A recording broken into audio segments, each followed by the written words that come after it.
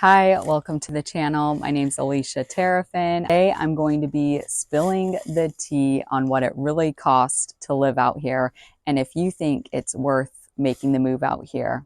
Let's go ahead and get started.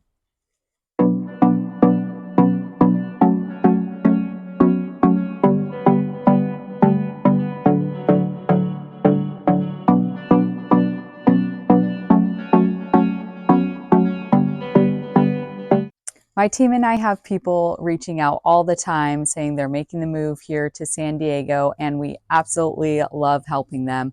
So if you're thinking of making the move in the next few weeks, months, or even a year, we would absolutely love to hear from you to make the move as smooth as possible.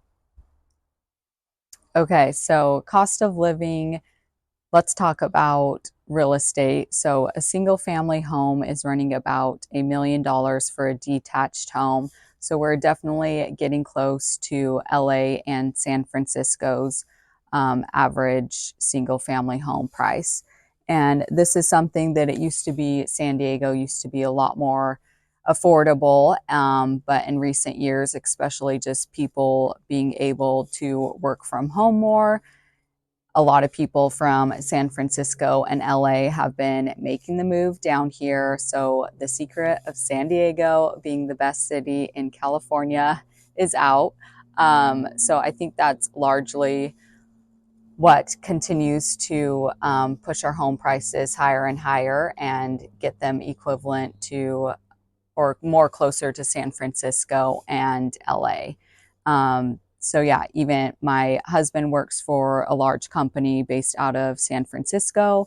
And I know a lot of his colleagues, they even just live down here full time and commute up to the San Francisco area to keep their San Francisco pay scale. This isn't something we're doing, but I know it is happening. And so, yeah, that's very interesting. And another factor, even if you can't work from home, for some employees, it's worth it to deal with the commute and pay for a hotel 3 nights a week and be able to live down here in San Diego. Okay, so besides the cost of home, let's talk about Mello-Roos because this is something my clients aren't familiar with. And frankly, I wasn't either until we moved out here 8 years ago. So Mello-Roos is a private fund that usually the builder passes on to home buyers to cover the cost of neighborhood roads or parks or things like that. So this is totally separate than your HOA. So luckily though, with Mello-Roos, most of them can expire after like 20 or 30 years of the builder building the neighborhood. So that's always something to look into. But yeah, Mello-Roos can cost anywhere from $2,000 to $4,000 a year. And like I said, this is on top of your HOA fees. So this is just totally separate.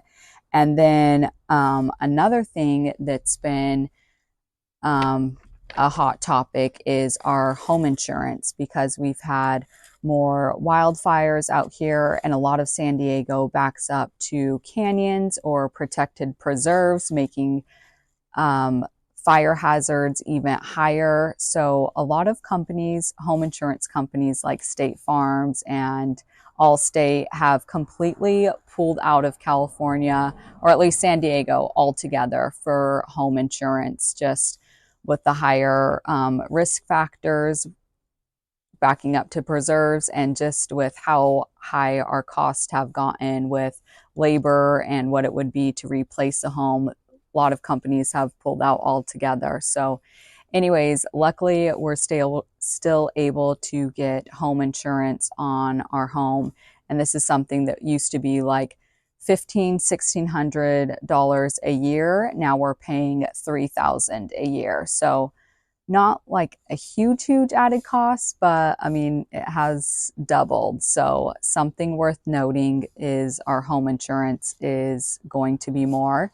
Another thing is our electricity. So We moved out here 8 years ago from Arizona, and I was like, sweet, we're going to save so much money not having to pay for our expensive summer air conditioning bills. And wow, was I wrong. I mean, it's not just air conditioning that we're paying for, but just our San Diego SDG&E. They kind of have like a table where each home is allotted so many kilowatts per month, and then after they use those kilowatts at 38 cents per kilowatt, then it goes to 48 cents per kilowatt. And yeah, it must not be very much, because I would say for electricity and air conditioning for an average, I would plan to spend somewhere between $300 and $400 a month for that. Luckily, we have solar, so yeah, our bill is not that much. I mean, we're usually only paying like $12 a month. So solar is really common out here, and something that I think is worth getting. Side funny note, when we bought our home, our the listing agent didn't put that the solar was owned. So we noticed the home had solar. So we're like, okay, is the solar leased or owned? And, our real estate agent was like, oh, let me look into that. And it was owned solar that the listing agent didn't even put in the listing description. So that was a huge bonus to us, and something that we see huge value around, just because we were tired of paying for the expensive electricity, and something that made it an easier choice for us to buy rather than keep renting. So anyways, that's just a plug for how great solar is. So yeah, and our original owners, the solar system costs like $60,000. But like I said, our electricity bill, even in the summer, we have two AC units. We're running those and keeping our house at a very cool, like 68-degree temperature, and our electricity bill is very, very minimal. So very grateful for that. Something else worth mentioning is our property tax. So besides Hawaii, California is the next most expensive state for property tax. So our property tax rate is 1.25%.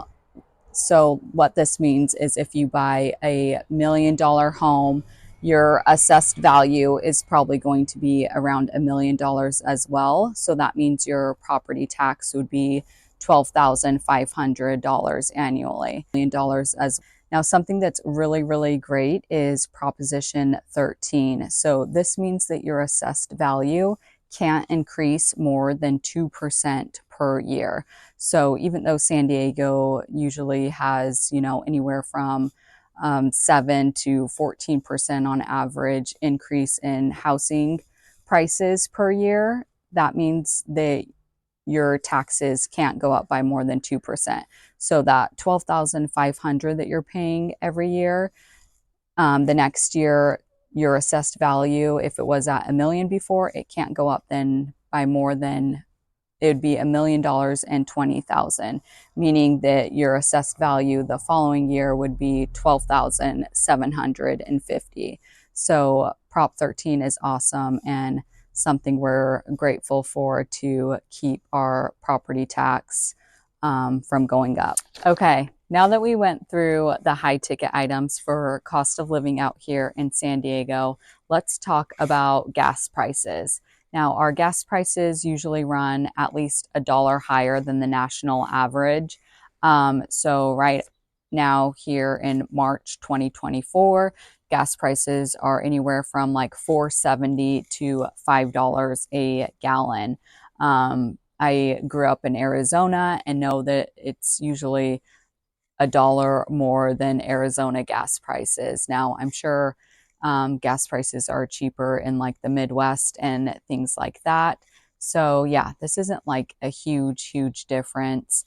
The other thing is, our groceries usually run higher than the national average as well. And again, similar to gas, well, and same, it's like I've been out here 8 years. I'm just really accustomed to it. But well, and the other thing is I'm a Costco shopper, and Costco usually has very similar prices throughout the country. So that's something why I think I'm don't really feel it as much. Anyways, yeah, our groceries are running higher though than the national average. So those are also things to consider when you are thinking of making the move out here. So what do you think? Do you think these higher cost of living is worth it to live out here and be in close proximity to the beach and have amazing weather year round? Let me know what you think in the comments.